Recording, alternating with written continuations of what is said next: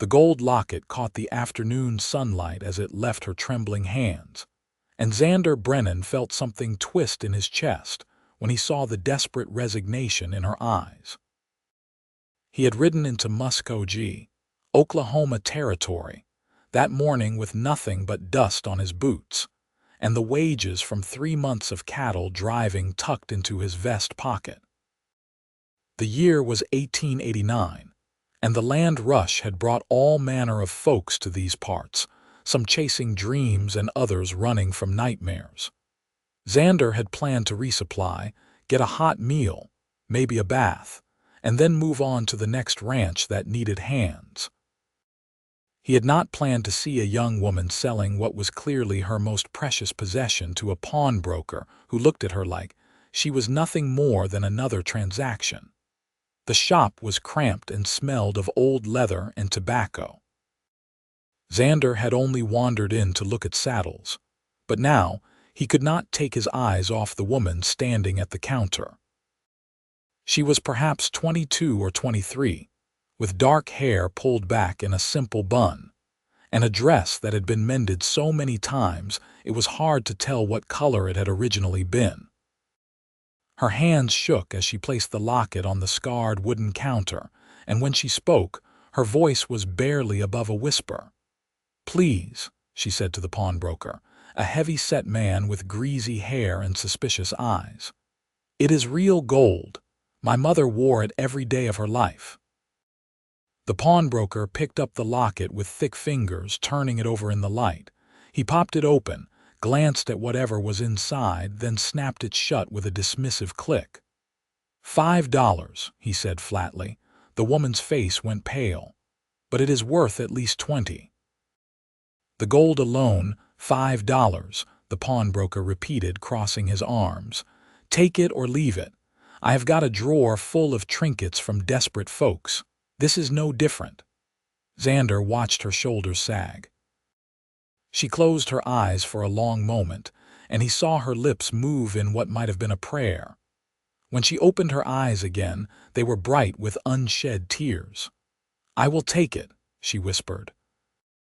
The pawnbroker counted out $5 bills with agonizing slowness, then slid them across the counter.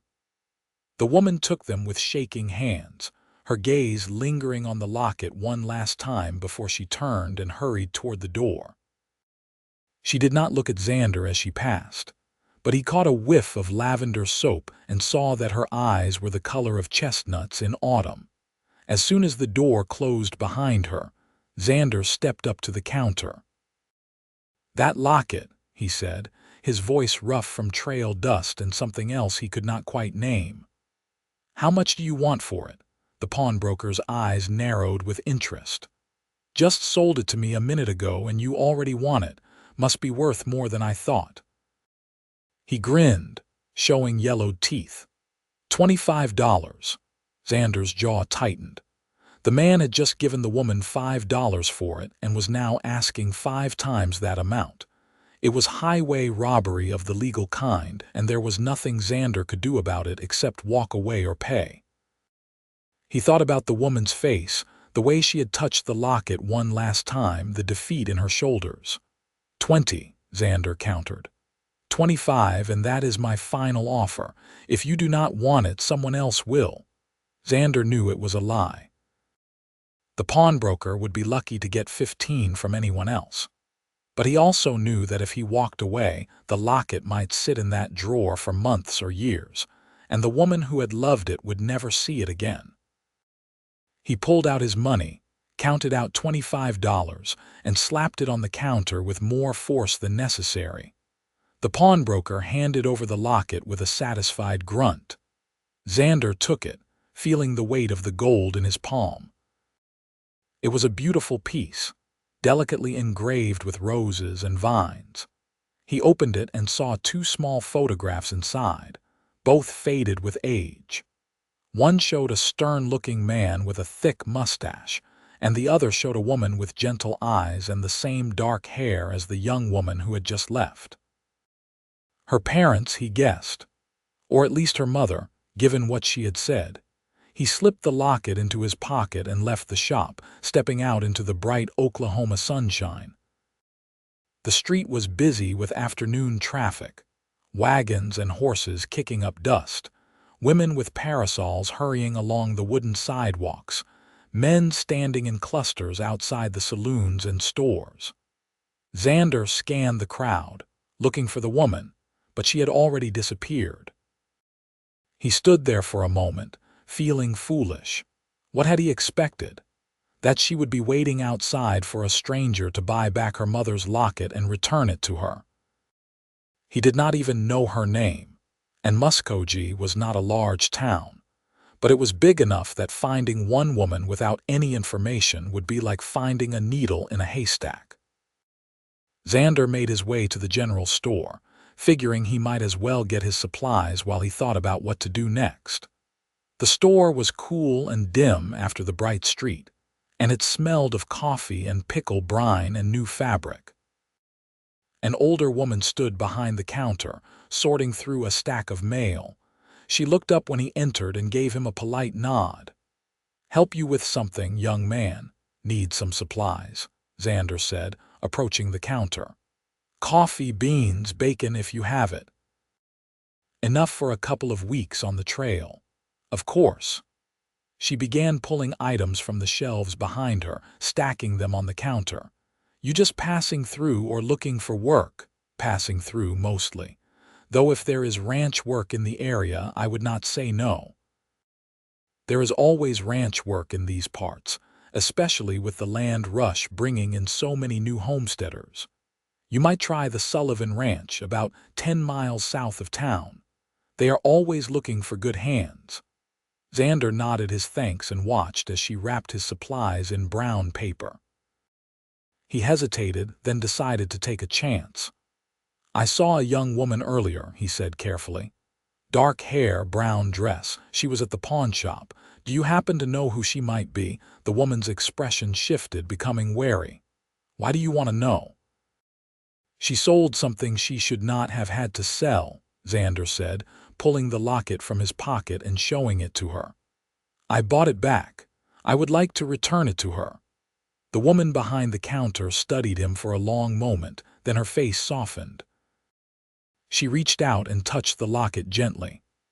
"That is Laura Colton's locket," she said quietly. "Her mother's. Margaret Colton died last winter from pneumonia, and Laura has been struggling ever since. Her father passed when she was just a girl, and she has been trying to keep their homestead going on her own, but it has been a hard year." "Where can I find her?" The woman gave him directions to a small homestead about 3 miles outside of town, northeast along the creek road. "But she is a proud girl," the woman warned. "She might not take kindly to charity, even well-meaning charity." "It is not charity," Xander said firmly. "It is hers. I am just returning it." He paid for his supplies, tucked them into his saddlebags, and mounted his horse, a sturdy bay gelding named Buck that had carried him faithfully for the past 4 years.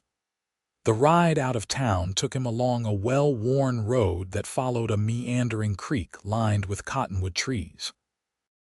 The land here was rolling prairie, still green from spring rains but already beginning to take on the golden hue of summer. It was pretty country, the kind of place a man could settle down if he had a mind to. The Colton homestead was easy to spot. It was a small frame house that had once been painted white, but now showed bare wood in patches where the paint had peeled away. A barn leaned slightly to one side, and a split-rail fence enclosed a small garden and a chicken coop. A milk cow grazed in a pasture beyond the barn, and Xander could see that someone had been working hard to keep the place going. The garden was neatly weeded, and the chickens looked healthy and well-fed. He dismounted and tied Buck to the fence rail, then made his way to the front door. Before he could knock, the door opened, and the woman from the pawn shop stood there, her eyes widening in surprise and then narrowing in suspicion. "What do you want?" she asked, her voice sharp. "If you followed me from town, you should know I have a rifle and I know how to use it." I am sure you do, Xander said, holding up his hands in a peaceful gesture. But I am not here to cause trouble. My name is Xander Brennan, and I have something that belongs to you. He pulled out the locket and held it out to her. Laura Colton stared at it, her face going through a rapid series of emotions: shock, confusion, hope, and then anger. "Where did you get that?" she demanded. "Did you rob the pawn shop?" "No, madam. I bought it from the pawnbroker right after you left. Paid him $25 for it, though I suspect he cheated us both." Laura's hand went to her throat. "Why would you do that?" "Because I saw your face when you sold it," Xander said simply, "and I could tell it meant more to you than whatever money you needed it for. So I bought it back, and now I am returning it to you." For a long moment, she just stood there, staring at the locket as if it might disappear if she reached for it. Then, slowly, she extended her hand and took it from him. Her fingers trembled as she opened it and looked at the photographs inside. A single tear rolled down her cheek and she brushed it away impatiently. "I do not understand," she said, her voice thick with emotion. "You do not even know me. Why would you spend your money on a stranger's keepsake?" "Because it was the right thing to do," Xander said. He felt suddenly awkward, standing there on her porch with this woman looking at him like he had just performed some kind of miracle. "I should go. I just wanted to make sure you got it back." "Wait," Laura said quickly. She clutched the locket to her chest and looked at him with those deep brown eyes. "I cannot just take this without repaying you.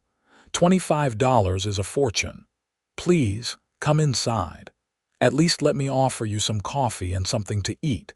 It is not much, but it is the least I can do." Xander knew he should refuse, should mount Buck and ride away and forget about Laura Colton and her mother's locket. But something in her eyes made him hesitate, and before he knew it, he was nodding and following her inside.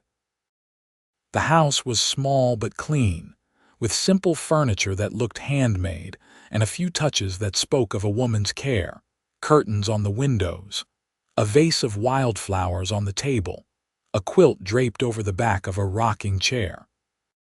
Laura gestured for him to sit at the table while she busied herself at the stove, stirring up the fire and putting a pot of coffee on to boil. "I have some cornbread left from breakfast," she said, not looking at him, "and I can fry up some eggs if you are hungry." "Cornbread and coffee would be fine," Xander said. "I do not want to put you to any trouble." "It is no trouble." She worked in silence for a few minutes, cutting thick slices of cornbread and pouring coffee into 2 chipped mugs. She set them on the table and sat down across from him, the locket still clutched in her hand. "I sold it to pay the mortgage," she said suddenly. "I am 3 months behind and the bank is threatening to foreclose. I thought if I could at least make one payment, they would give me more time." She laughed bitterly. $5 would not even cover half of what I owe for 1 month, but I was desperate. This locket was the only thing of value I had left." Xander sipped his coffee, which was strong and hot and exactly what he needed. "How much do you owe?" $36 for the 3 months I am behind, and another 12 due at the end of this month. $48 total." She shook her head. "I might as well owe 1,000. I have been trying to sell eggs and milk in town, but it is barely enough to buy food, much less pay the mortgage. And I cannot keep up with all the work here by myself. The roof needs repairs, the barn is falling down, and I lost half my vegetable crop to rabbits because I could not fix the fence in time. What about neighbors? Is there no one who can help?" "The nearest homestead is 4 miles away and they have their own troubles. Everyone around here is struggling. The land rush brought so many people, and most of them are barely scraping by." She looked down at the locket, running her thumb over the engraved roses. "My mother and father built this place with their own hands. They cleared the land, built the house, planted the garden. It was their dream to have a home of their own, a place where they could raise a family and make a life. I cannot lose it." I cannot let their dream die because I am not strong enough to keep it going." The pain in her voice cut through Xander like a knife. He knew something about loss, about dreams that slip through your fingers no matter how hard you tried to hold on to them. His own family had lost their farm in Missouri when he was 16, and he had been drifting ever since, working where he could, never staying in one place long enough to put down roots. "What if you had help?" he heard himself say. "What if someone could fix the barn and the fence and help you with the heavy work until you get back on your feet?" Laura looked up at him, her eyes wary. "I cannot pay anyone. I just told you that. I am not asking for pay. I am offering to help." "Why?" The word came out almost as an accusation. "Why would you do that? You do not know me. You do not owe me anything. In fact, I owe you $25 that I can never repay." Xander set down his coffee mug and met her gaze directly. "My family lost our farm when I was a boy," he said. "I watched my father try to hold on to it, watched him work himself to exhaustion, and it still was not enough. We lost everything, and it broke him. He died 2 years later, and I have always wondered if things might have been different if someone had just helped us when we needed it most. So maybe I am doing this for me as much as for you. Maybe I am trying to make up for the help we never got." Laura was silent for a long moment, studying his face as if trying to determine whether he was telling the truth. Finally, she nodded slowly. "If you truly mean it, I would be grateful for the help, but I cannot let you work for nothing. I will feed you and give you a place to sleep in the barn, and when I have money again, I will pay you proper wages." "That is fair enough," Xander said, though he had no intention of taking her money. He would help her save the homestead, and then he would move on the way he always did.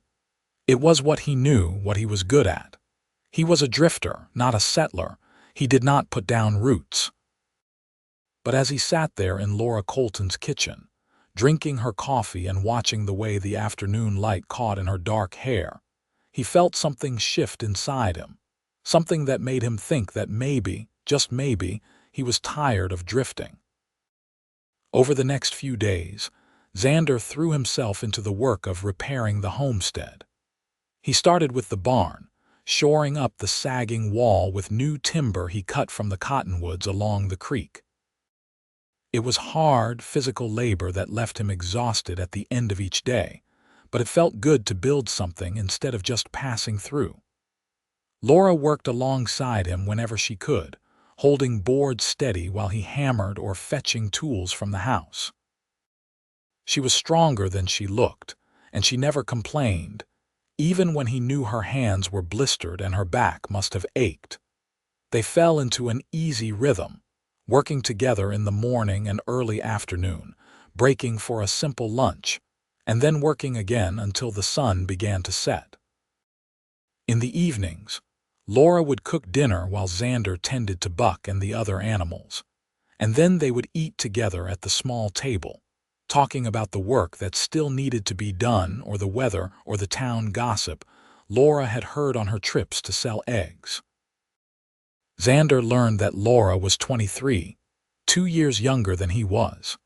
She had been born in Missouri like him, but her family had moved to Oklahoma Territory when she was 10, lured by the promise of cheap land and a fresh start.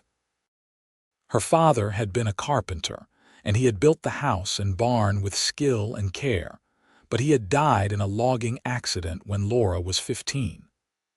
Her mother had kept the homestead going for another 6 years before pneumonia took her last winter, leaving Laura alone. "She made me promise I would not give up," Laura told him one evening as they sat on the porch steps, watching the fireflies dance in the gathering dusk. "She made me swear I would keep the homestead, no matter what. She said it was all she and my father had to leave me, and she wanted me to have a home, a place that was mine." "It is a good place," Xander said, "worth fighting for." "Do you think so?"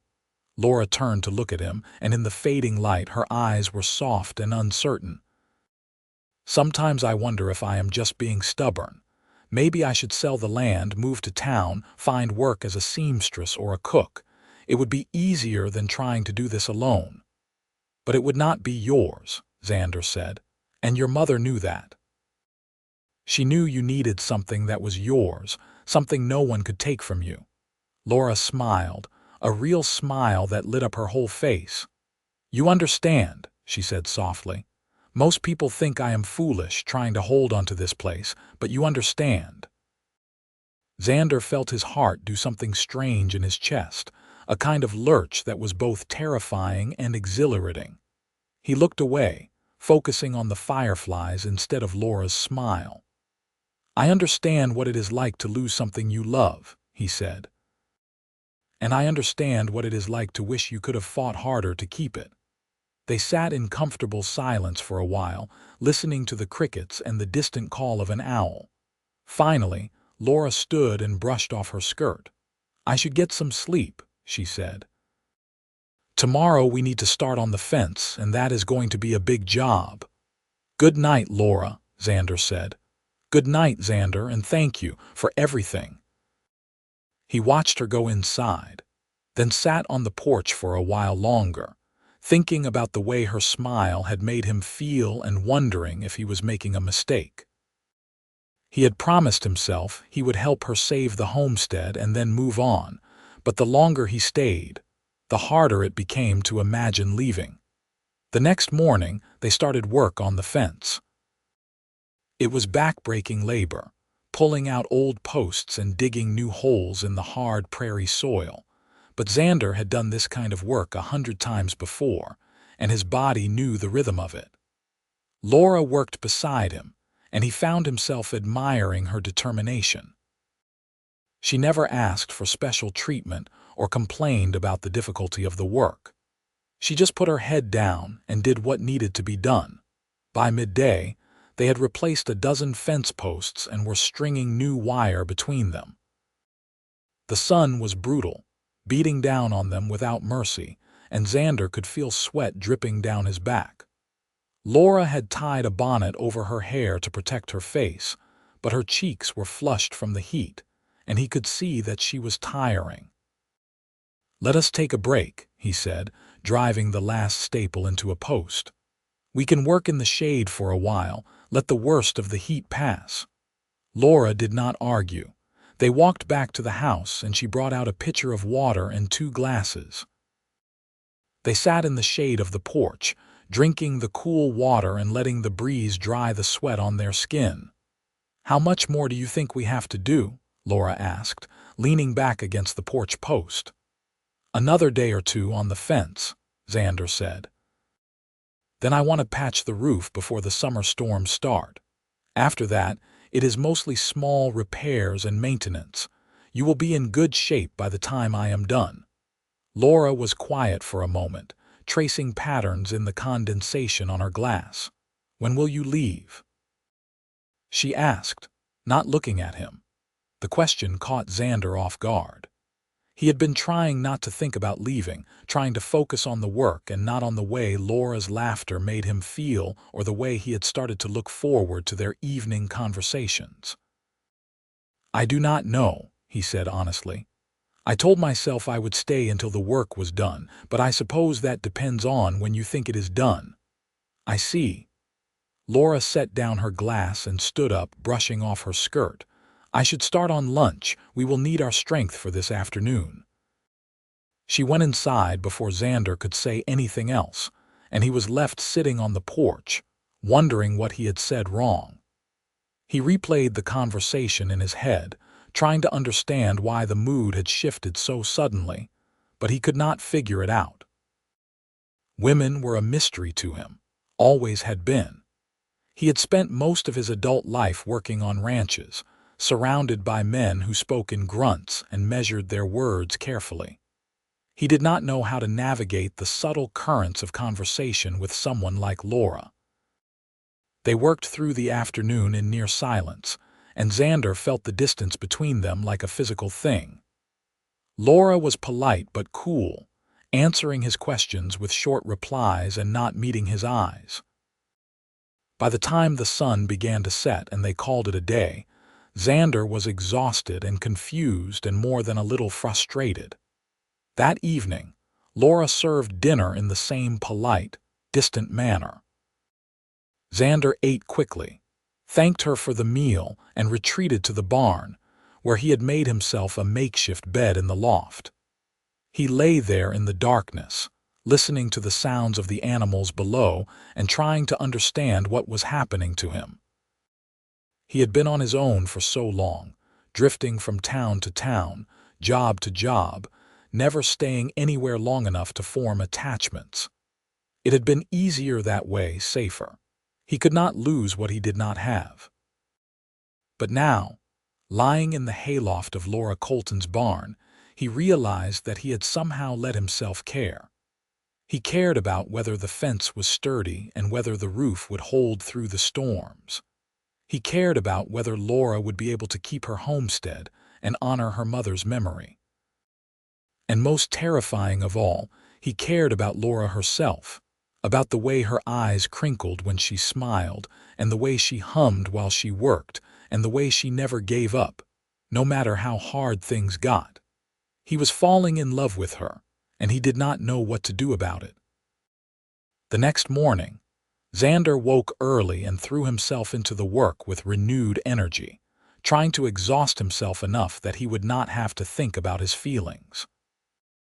He worked on the fence until his hands were raw and his shoulders ached, and when that was done, he started on the roof, replacing shingles and patching holes. Laura brought him water and food, but she still maintained that polite distance, and Xander did not know how to bridge the gap. 2 more days passed in this strange, uncomfortable silence. The work was nearly done. The fence was solid, the roof was patched, and the barn no longer leaned to one side. The homestead looked better than it had in months, maybe years, and Xander knew that Laura could manage the rest on her own.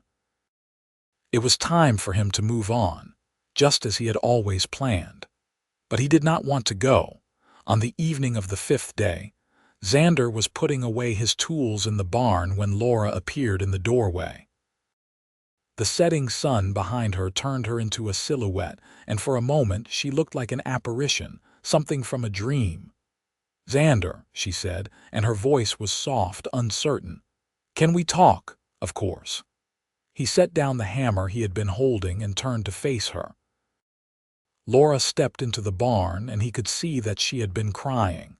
Her eyes were red-rimmed, and she was twisting her hands together nervously. "I owe you an apology," she said. "I have been cold to you these past few days, and you did not deserve that. You have done so much for me, and I have been ungrateful." "You have not been ungrateful," Xander said quickly. "You have been working just as hard as I have, but I have been distant, and there is a reason for that." Laura took a deep breath, as if gathering her courage. "When you said you did not know when you would leave, I realized something. I realized that I do not want you to leave at all, and that terrified me." Xander's heart began to pound. "Why did it terrify you?" "Because I have lost everyone I have ever loved," Laura said, and now the tears were flowing freely down her cheeks. "My father, my mother, everyone. And I thought if I could just keep everyone at a distance, if I could just not care about anyone, then I would not have to feel that pain again. But then you came along, and you bought back my mother's locket, and you stayed to help me even though you did not have to, and I started to care about you despite my best efforts not to. And now I am terrified because you are going to leave, and I am going to lose you too, and I do not know if I can bear it." Xander crossed the distance between them in 3 long strides and took her hands in his. "Laura, listen to me. I am not going anywhere, not unless you want me to." She looked up at him, her eyes wide and hopeful and frightened all at once. "What are you saying?" "I am saying that I have been drifting for 9 years, ever since my family lost our farm. I have been moving from place to place, never staying anywhere long enough to call it home. But these past few days, working here with you, I have felt something I have not felt in a long time. I have felt like I belong somewhere. and I do not want to leave. I want to stay here with you if you will have me. But what about the ranch work you were looking for? What about moving on? I can find work at one of the nearby ranches and come back here every evening. Or I can work this land with you and turn it into something even better than it is now. I do not care what I do as long as I can be near you. Laura let out a sound that was half laugh, half sob. You really mean it? You want to stay? I mean it, Xander said, and he realized it was the truest thing he had ever said. I want to stay. I want to help you keep this place going. I want to build a life here with you, if you want that too. I do, Laura whispered. I want that more than anything. Xander pulled her into his arms and she pressed her face against his chest, her shoulders shaking with sobs. He held her tightly, feeling her warmth against him, feeling the way she fit perfectly in his embrace. It is going to be all right, he murmured into her hair. We are going to figure this out together. You are not alone anymore. They stood there in the barn for a long time, holding each other as the last light of day faded and the stars began to appear in the sky outside. When Laura finally pulled back, her face was blotchy from crying, but she was smiling, and Xander thought he had never seen anything more beautiful. I should make dinner, she said, laughing a little at the mundane nature of the statement after such an emotional conversation. Let me help, Xander said, taking her hand. We are partners now, in everything. They walked back to the house hand in hand, and for the first time since he had arrived at the homestead, Xander felt truly at peace. He had found something he had not even known he was looking for: a home, a purpose, and a woman who made him want to be better than he had ever been before. Over the next few weeks, Xander and Laura fell into a new rhythm, one that felt less like employer and worker, and more like partners building a life together. Xander found work at the Sullivan Ranch, just as the woman at the general store had suggested, and the pay was decent enough that he could contribute to the household expenses and start saving money. He would ride out before dawn and work a full day with the cattle, then ride back to the homestead in the evening, often arriving just as Laura was starting dinner. They would eat together, talking about their days, and then spend the evening doing the small tasks that kept a homestead running: tending the garden, mending tools, caring for the animals. And sometimes, when the work was done, they would sit on the porch and watch the stars come out, and Xander would take Laura's hand in his, marveling at how natural it felt, how right. But there was still the matter of the mortgage. Even with Xander's wages from the Sullivan Ranch and the money Laura made selling eggs and milk, they were still short of what they needed to catch up on the back payments and stay current. Xander did not mention it, but he knew Laura worried about it constantly. He could see it in the way her brow furrowed when she thought he was not looking, in the way she would sometimes stare at the house as if memorizing every detail in case it was taken from her. One evening, about a month after Xander had first arrived at the homestead, he rode into town with a plan. He had been saving every penny he could, and he thought he had enough to at least make a dent in the mortgage debt. He went straight to the bank, a sturdy brick building on Main Street, and asked to speak to the manager. The manager was a thin man with wire-rimmed spectacles and a permanent frown.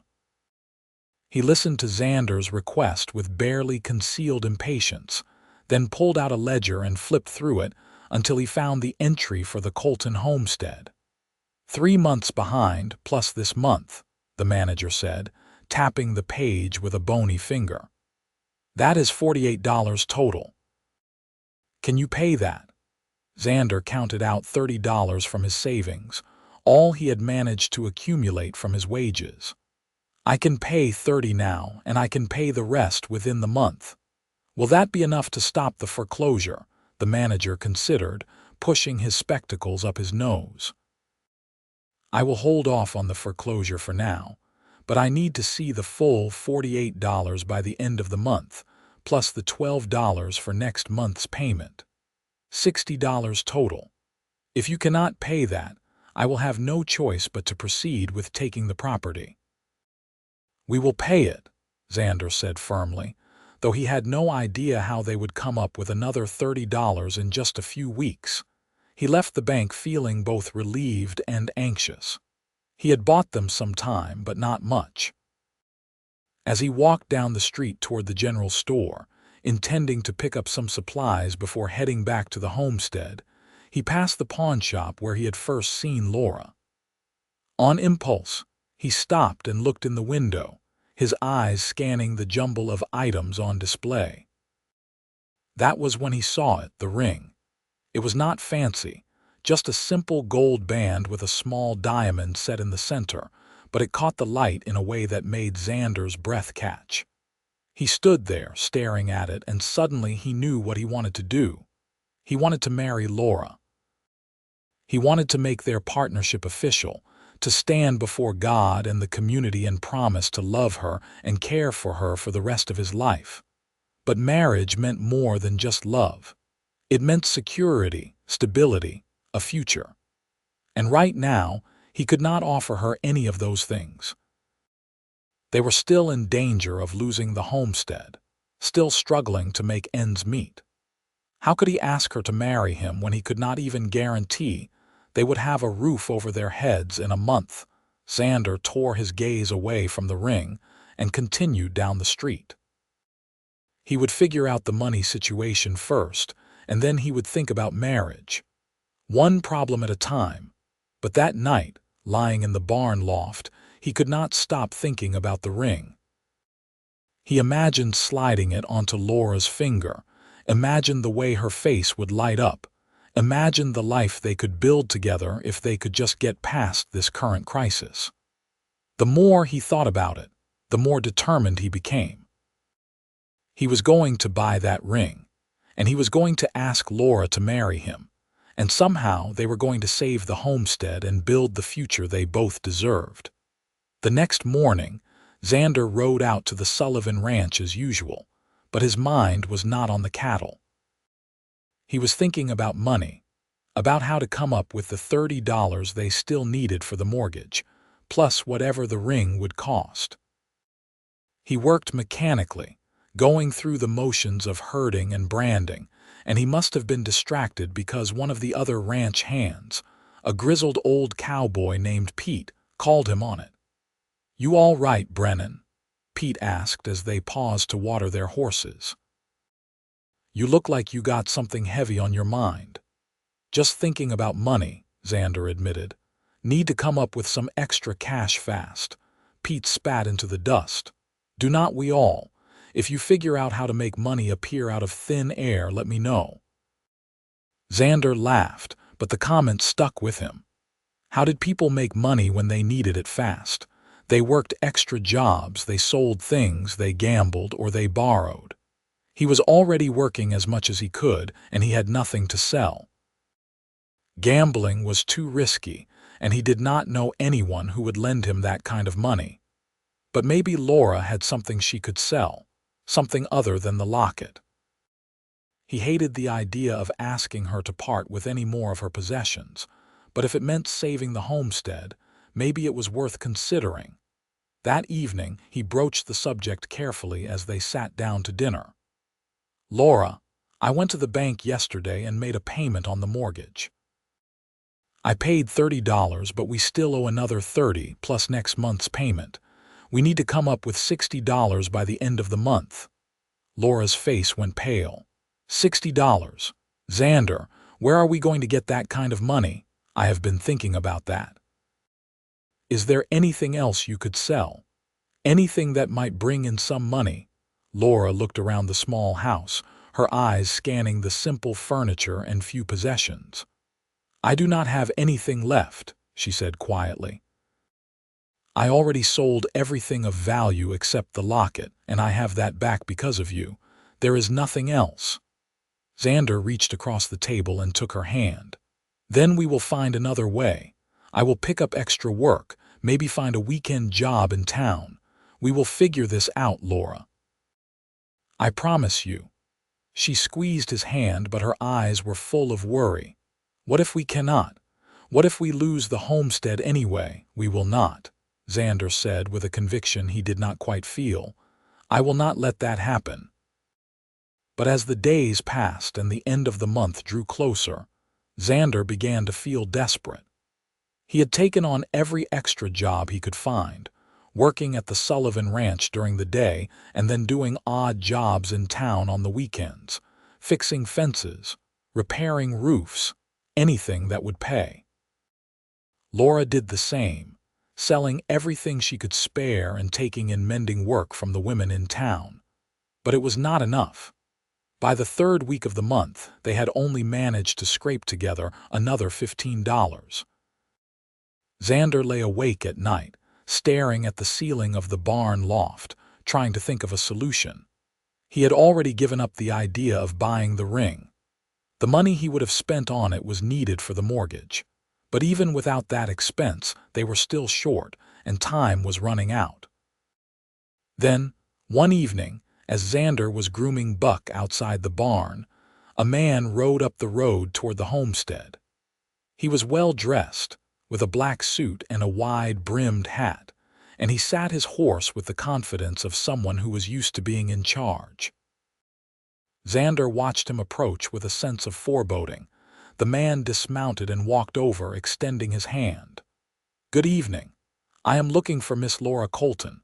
Is she here?" "She is inside," Xander said, shaking the man's hand warily.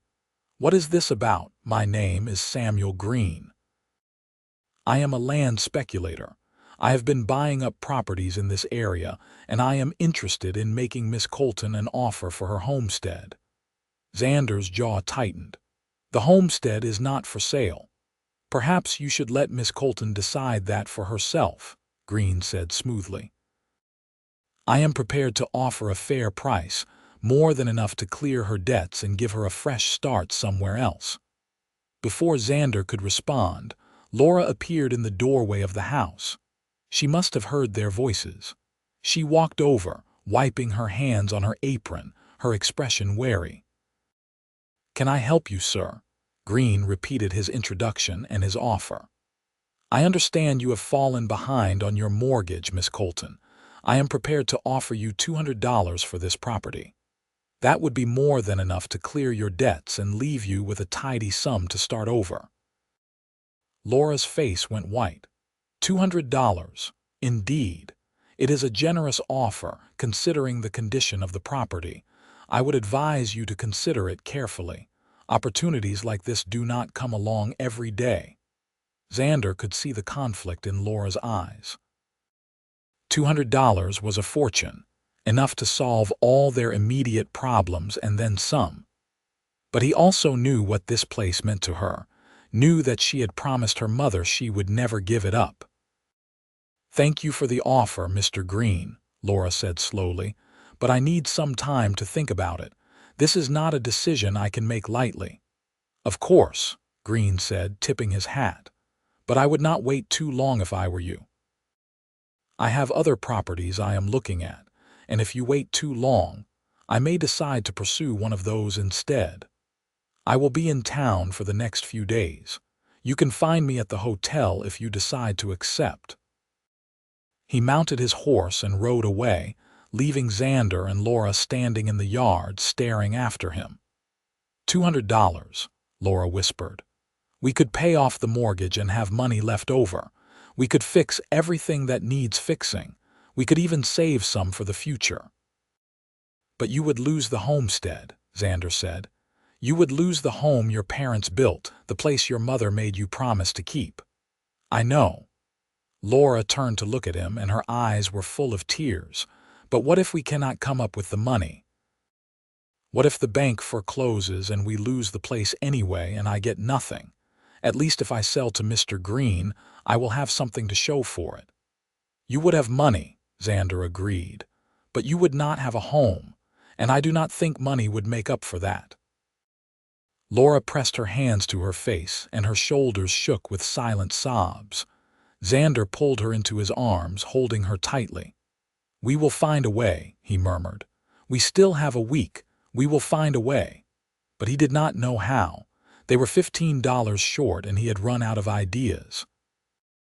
That night, Xander lay in the barn loft, his mind racing. He thought about Green's offer, about the ring in the pawnshop window, about the promise he had made to help Laura save her home. And then, suddenly, he had an idea. It was risky, maybe even foolish, but it was the only thing he could think of. The next morning, he rode into town before dawn and went straight to the pawnshop. The shopkeeper was just opening up, and he looked surprised to see Xander so early. "Can I help you?" the pawnbroker asked, unlocking the door and ushering Xander inside. "That ring in the window," Xander said, pointing to the gold band with the diamond.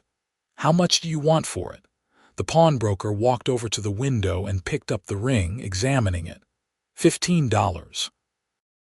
"It is a quality piece, real gold and a genuine diamond." $15. Exactly the amount they were short for the mortgage. Xander stood there, torn. He could use that $15 to pay off the mortgage, ensuring that Laura kept her home. Or he could buy the ring and ask her to marry him, but risk losing the homestead in the process. It was not really a choice at all. "I will take it," Xander said, pulling out his money. "But I need you to hold on to it for me for a few days. I will come back for it." The pawnbroker looked puzzled but shrugged. "Suit yourself. I will put your name on it and keep it in the back." Xander paid the $15, feeling both relieved and terrified. He had just spent the last of their money on a ring, gambling that he could somehow come up with another $15 before the end of the month. It was insane, reckless, but it felt right in a way he could not explain. He left the pawnshop and walked down the street, his mind spinning. He needed to find a way to make $15 in less than a week. He passed the saloon, the general store, the bank, and then he saw a poster tacked to a wall outside the sheriff's office. It advertised a reward, $50 for information leading to the capture of a gang of horse thieves who had been operating in the area. $50. Xander stopped and read the poster more carefully. The gang had been stealing horses from ranches all over the territory, and the ranchers had pooled their money to offer a substantial reward. If Xander could figure out who the thieves were and where they were hiding, he could claim that reward and solve all their money problems in one go. It was dangerous, maybe even stupid, but it was a chance. And right now, a chance was all he had.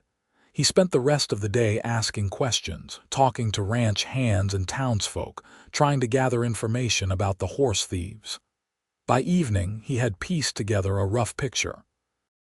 The thieves were hitting ranches at night, always when the moon was new and the darkness was deepest.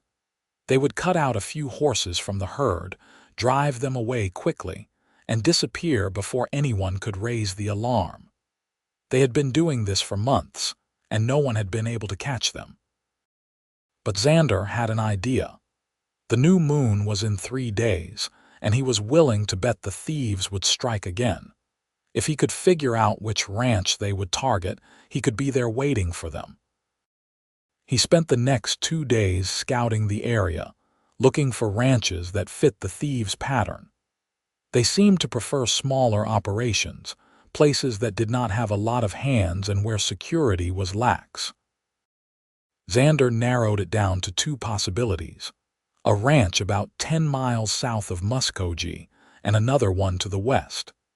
He decided to stake out the southern ranch, figuring the thieves would avoid hitting the same area twice in a row, and they had hit a western ranch the previous month. On the night of the new moon, Xander rode out to the southern ranch and found a spot in a grove of trees where he could watch the horse corral without being seen. He settled in to wait, his rifle across his lap, his nerves stretched tight. The night was dark and silent, the only sounds the chirping of crickets and the occasional snort of a horse. Hours passed. Xander was beginning to think he had guessed wrong when he heard the sound of hoofbeats in the distance. He tensed, gripping his rifle, and watched as three figures on horseback emerged from the darkness. They moved quickly and quietly, dismounting near the corral and working to cut out several horses from the herd. Xander waited until they had the horses separated, then he stepped out of the trees, his rifle raised. "Hold it right there," he called out, his voice carrying across the night air. The thieves froze, then one of them made a grab for his gun. Xander fired a warning shot into the air, and the sound echoed like thunder. "Do not even think about it," he said. "Drop your weapons and put your hands up, or the next shot will not be a warning." For a tense moment, nobody moved. Then, slowly, the thieves dropped their guns and raised their hands. Xander kept his rifle trained on them as he moved closer, and he could see their faces now. Rough, desperate men who had turned to crime out of need or greed or both. "You are making a mistake," one of them said. "We will hunt you down for this." "You can try," Xander said. "But right now, you are going to ride back to town with me, and we are going to have a conversation with the sheriff." He marched the three men back to Muskogee, arriving just as dawn was breaking. The sheriff was surprised but pleased to see the captured horse thieves, and he promised Xander the $50 reward as soon as he verified the men's identities and the charges. By mid-morning, Xander had the money in his hand, 50 crisp dollar bills that felt like a miracle. He paid off the rest of the mortgage at the bank, catching the manager just as he was opening for the day, and then he went to the pawn shop to claim the ring. The pawnbroker handed it over with a knowing smile. "Planning to ask someone special, are you?" "I am," Xander said, slipping the ring into his pocket. "I just hope she says yes." He rode back to the homestead with his heart pounding, the ring a small, hard weight in his pocket. He found Laura in the garden, weeding the vegetable rows. She looked up when she heard Buck's hoofbeats, and her face lit up with a smile that made Xander's chest feel tight. "You are back early," she said, standing and brushing the dirt from her hands. "Is everything all right?" "Everything is better than all right," Xander said, dismounting. "I have something to tell you and something to give you." Laura tilted her head, curious. "What is it?" "First, the telling part. I paid off the mortgage this morning. We are caught up, and we have money left over for next month and the month after that. The homestead is safe, Laura. You are not going to lose it." Laura's eyes went wide, and then she let out a cry of joy and threw her arms around his neck.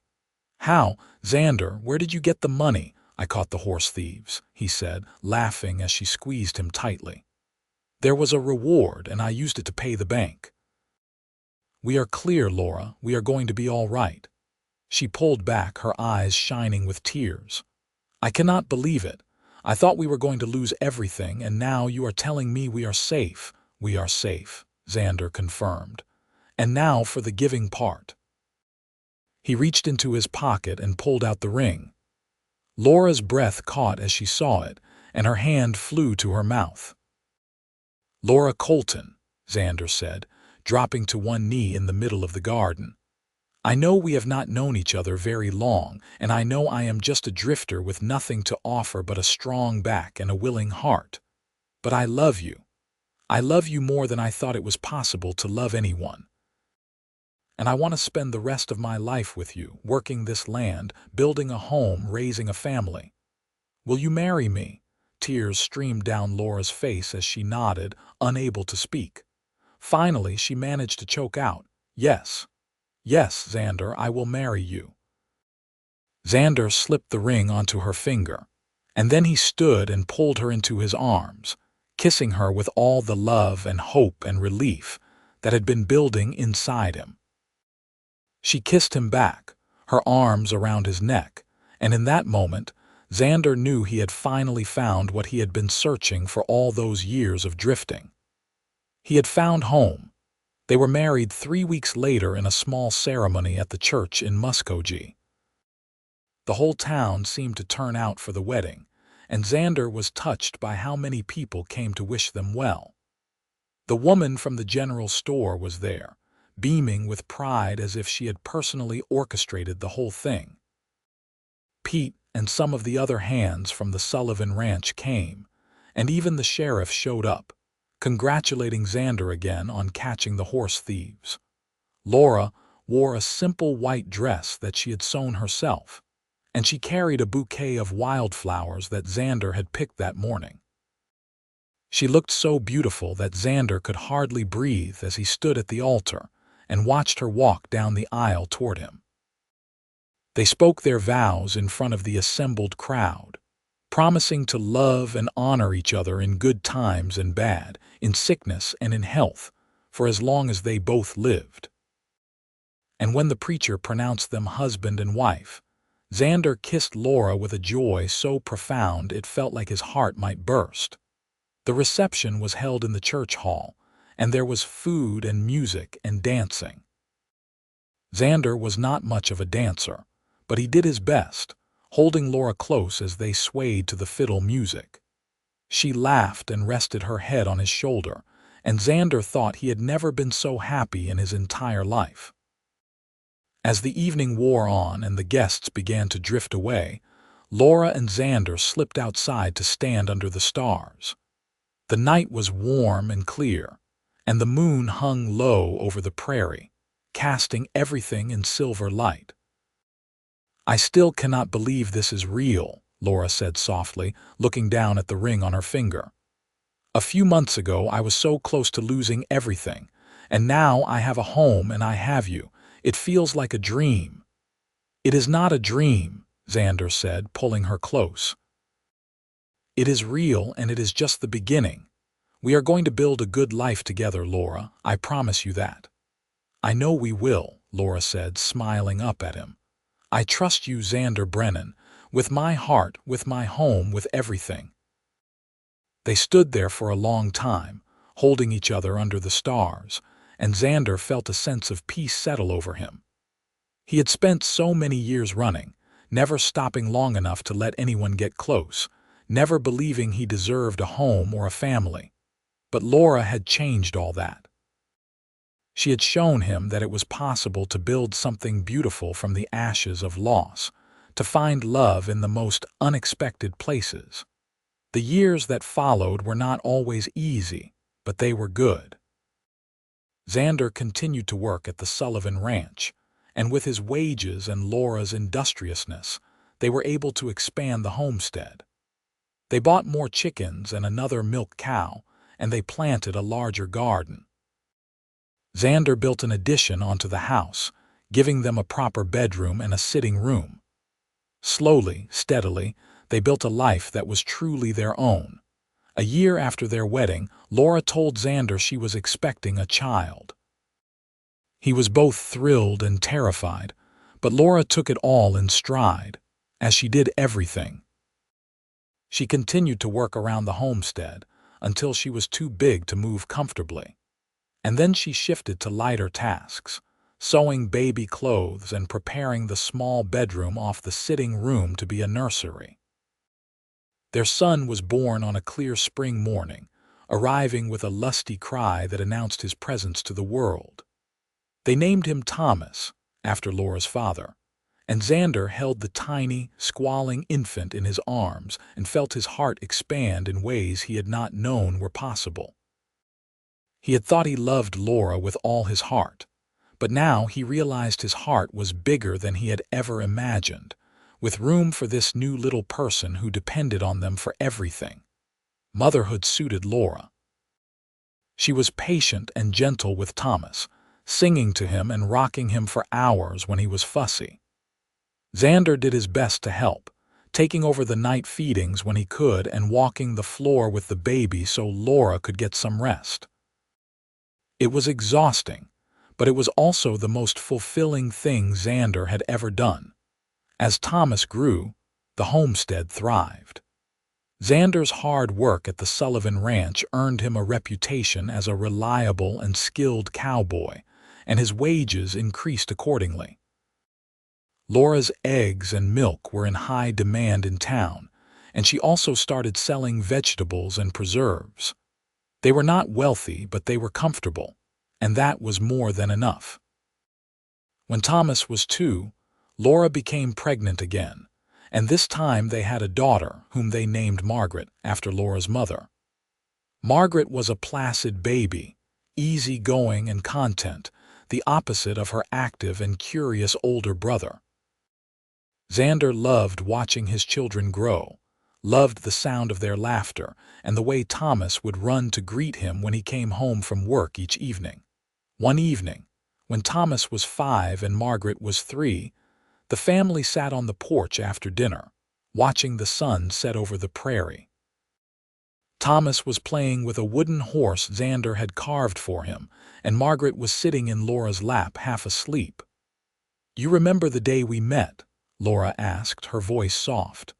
"Of course I do," Xander said, reaching over to take her hand.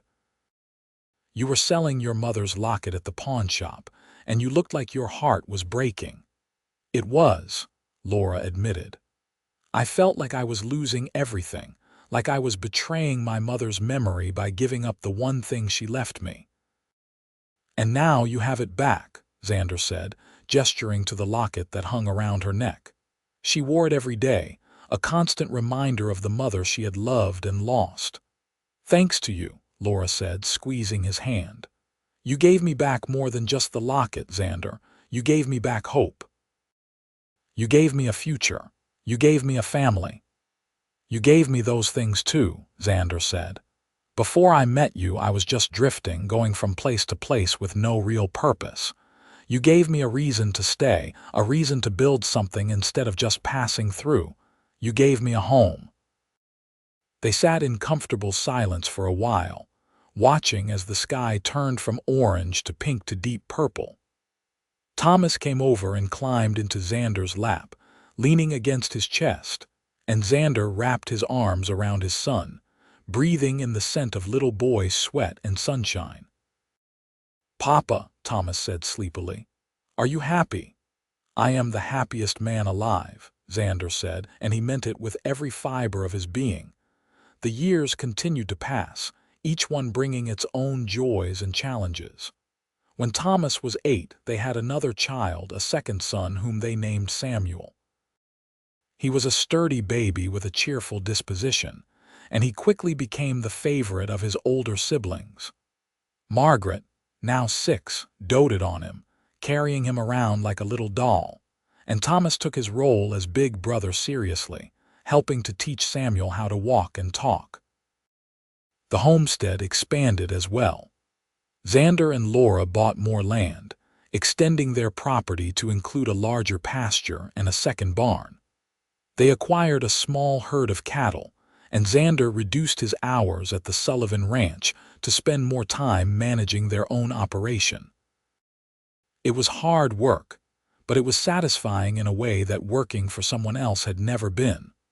Laura continued to be the heart of the home, managing the household with quiet efficiency and making sure everyone was fed, clothed, and cared for. She was also active in the community, helping to organize church socials and lending a hand to neighbors who were struggling. She never forgot what it was like to be desperate and alone, and she made it her mission to help others who found themselves in similar situations. One day, when Samuel was about 3 years old, a young woman came to the homestead looking for Laura. She was thin and tired, with a baby in her arms and a look of desperation in her eyes. Laura invited her in, gave her food and water, and listened to her story. The woman's husband had died in a farming accident, and she had no family and no money. She did not know what to do. Laura looked at Xander, and he saw the question in her eyes. Without hesitation, he nodded. They had a spare room in the house, and they could always use an extra pair of hands around the homestead. The woman stayed with them for 6 months, helping Laura with the household chores and the children while she saved up enough money to move to town and start a new life. When she left, she hugged Laura tightly and thanked her for saving her life. "That is what people did for us," Laura said to Xander later that night as they lay in bed. "When we were struggling, people helped us. Now we are in a position to help others, and we should do it." "You are right," Xander said, pulling her close. "We should help others. It is the right thing to do." And so they did. Over the years, the Brennan homestead became known as a place where people could find help if they needed it. Laura took in women who had nowhere else to go, giving them work and a safe place to stay until they could get back on their feet. Xander hired drifters and down on their luck cowboys, giving them work and a fair wage and treating them with respect. It was their way of paying forward the kindness that had been shown to them, and it enriched their lives in ways they had not expected. As the children grew older, they each developed their own personalities and interests. Thomas was serious and hardworking, with a natural talent for managing the cattle and working the land. He often said he wanted to be a rancher like his father, and Xander felt a deep pride knowing his son wanted to follow in his footsteps. Margaret was creative and artistic, with a love of music and storytelling. She would spend hours singing to her younger brother or making up elaborate stories to entertain the family. Laura encouraged her talents, teaching her to play the piano that they had saved up to buy, and Margaret's music became a regular feature of their evenings. Samuel was the adventurous one, always getting into mischief and exploring every corner of the homestead. He had a curious mind and a fearless spirit, and Xander sometimes worried that the boy would wander off and get lost. But Samuel always found his way back, usually with some interesting treasure he had discovered: a pretty rock, a bird's feather, a piece of old glass. When Thomas was 16, he started courting a girl from town, the daughter of the general store owner. Her name was Emily, and she was sweet and kind with a practical nature that reminded Xander of Laura. Thomas brought her to the homestead for Sunday dinners, and it was clear to everyone that he was smitten. Xander took his son aside one evening and gave him the same advice his own father had given him long ago: to treat women with respect, to be honest and hardworking, and to never take love for granted. "I will, Papa," Thomas said earnestly. "I want to be the kind of husband you are to Mama. I want to build the kind of life you have built." Xander clapped his son on the shoulder, feeling a lump in his throat. "You will, son. You will." Thomas and Emily were married when Thomas was 19, and they built a small house on the far side of the homestead property. It was close enough that Thomas could still help with the ranch work, but far enough to give the young couple their own space. Laura cried at the wedding, but they were happy tears, tears of joy for her son and for the continuation of the life she and Xander had built. Margaret showed no interest in settling down, at least not yet. She was content to stay at home, helping Laura with the household and spending her free time playing music and writing stories. Laura worried that Margaret would never find a husband, but Xander was not concerned. His daughter had a strong spirit and a creative soul, and he knew she would find her own path in her own time. Samuel, at 13, was still too young to think about such things, but Xander had no doubt his adventurous youngest son would find his way as well, whatever that path might be. One evening, as Xander and Laura sat on the porch watching the sunset, much as they had done countless times over the years, Laura turned to him and smiled. "Do you ever think about that day at the pawn shop?" she asked. "The day you bought my mother's locket." "I think about it often," Xander admitted. "It was the day my life changed, the day I stopped drifting and started living." "I think about it too," Laura said.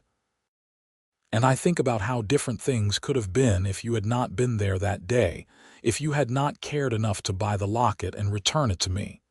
I would have lost the homestead, lost everything. But you did not," Xander said, taking her hand. "We saved it together.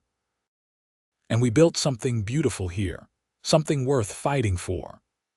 Laura leaned her head on his shoulder, and they sat in comfortable silence, watching as the sky turned from orange to pink to purple. The land stretched out before them, their land, the land they had worked so hard to keep and nurture. The house behind them was filled with the sounds of their children, Thomas and Emily visiting for dinner, Margaret playing the piano, Samuel reading a book by lamplight.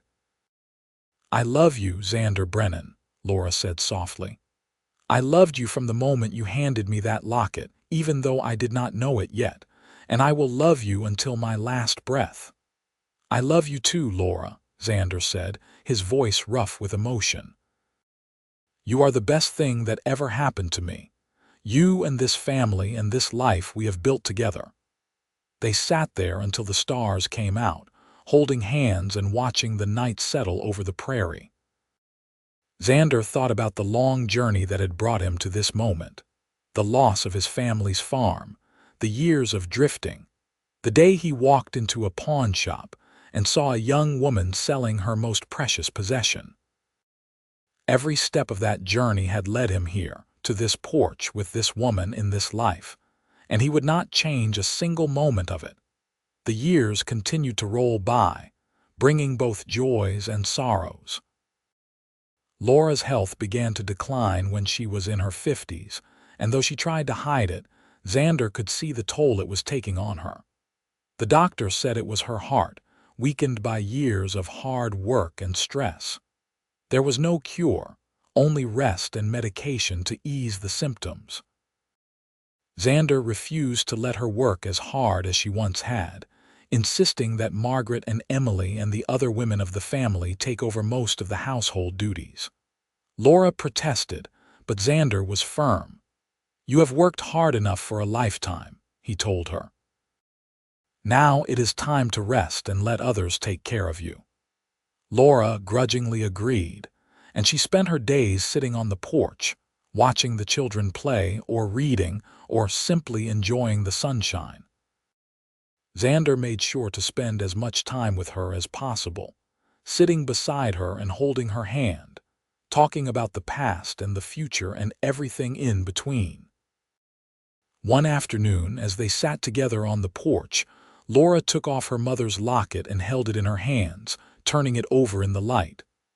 "I want Margaret to have this when I am gone," she said quietly.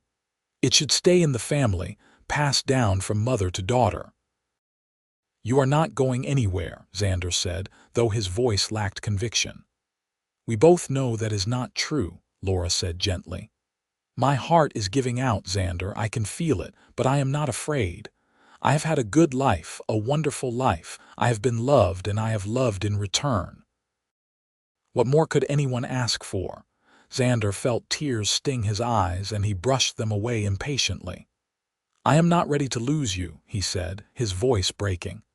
"I do not know how to be in this world without you." "You will be fine," Laura said, cupping his face with her hand. "You are strong, Xander. You have always been strong, and you have our children and grandchildren to keep you company. You will never be alone." She passed away peacefully in her sleep a few weeks later, with Xander holding her hand. The whole family gathered for the funeral, and the church was packed with people whose lives Laura had touched over the years. They buried her on the homestead, under a large oak tree that she had loved, and Xander stood by her grave for a long time after everyone else had left, saying a final goodbye to the woman who had changed his life. The months after Laura's death were the hardest of Xander's life. The homestead felt empty without her, and he struggled to find purpose in his daily routine. But his children and grandchildren rallied around him, refusing to let him sink into despair. Thomas took over most of the ranch management, and Margaret moved back into the main house to keep Xander company. Samuel, now a young man with a wife and child of his own, visited regularly, bringing his family to brighten Xander's days. Slowly, Xander began to heal. He would never stop missing Laura, but he learned to live with the grief, to carry it as a part of him rather than letting it consume him. He found comfort in the routines of the homestead, in the familiar rhythms of the seasons, and in the laughter of his grandchildren. Years passed, and Xander grew old. His hair turned white, his body grew frail, but his mind remained sharp and his heart remained full of love for his family. He spent his days on the porch, watching the children play, much as Laura had done in her final years. And sometimes, when the light was just right, he would take out the locket, the one he had bought back all those years ago, and he would open it and look at the photographs inside, remembering the day he had first seen Laura and the life they had built together. On a warm summer evening, when Xander was 78 years old, he sat on the porch with his children and grandchildren gathered around him. The sun was setting over the prairie, painting the sky in brilliant shades of orange and pink, and the air was filled with the sounds of laughter and conversation. Thomas, now a mature man with gray in his hair, sat beside his father and put a hand on his shoulder. "Papa, do you have any regrets?" he asked. Xander thought for a long moment, then shook his head. "No, son, I do not. I have lived a good life, a full life. I have loved and been loved. I have worked hard and built something that will last beyond me. I have watched my children grow and thrive, and I have held my grandchildren in my arms. What more could a man ask for?" "You have been a good father," Thomas said, his voice thick with emotion. "And a good grandfather. We are all so grateful for everything you have done for us." "I was just doing what any man should do," Xander said. "Taking care of his family, working hard, trying to be a good person. Your mother was the real hero. She was the one who held us all together, who made this house a home." "You both were heroes," Margaret said, leaning over to kiss her father's cheek. "You showed us what love looks like, what commitment looks like. You gave us a legacy we can be proud of." Xander smiled, feeling a deep sense of contentment settle over him. He looked out at the land, the rolling prairie that stretched as far as the eye could see, and he thought about all the years he had spent here, all the memories that had been made. This place had been his salvation, and Laura had been his savior. As the sun dipped below the horizon and the stars began to appear, Xander closed his eyes and let himself drift. He was tired, so very tired, but it was a good kind of tired, the tired that came from a life well lived. He dreamed of Laura that night, young and beautiful as she had been on the day they married. She was standing in a field of wildflowers, smiling at him, and she held out her hand. Xander took it, and together they walked into the light, leaving behind the land they had loved but taking with them the memories of all they had built. Xander Brennan passed away peacefully in his sleep that night, surrounded by his family. They buried him beside Laura under the oak tree, and the whole community came to pay their respects to a man who had been a pillar of strength and kindness. The homestead continued to thrive under Thomas's management, and the Brennan family remained a fixture in the Muskogee community for generations. The story of how Xander had bought back Laura's locket and returned it with a ring became a family legend, told and retold to each new generation as a reminder of the power of love and the importance of fighting for what you believe in. And the locket itself, that small gold piece engraved with roses and vines, continued to be passed down from mother to daughter, a tangible connection to the past, and a symbol of the enduring love that had built the Brennan legacy. Each woman who wore it knew the story, knew that it represented not just a piece of jewelry but a promise to love fiercely, to work hard, and to never give up on the people and the dreams that mattered most. The homestead stood for many years, a testament to the vision and determination of Xander and Laura Brennan.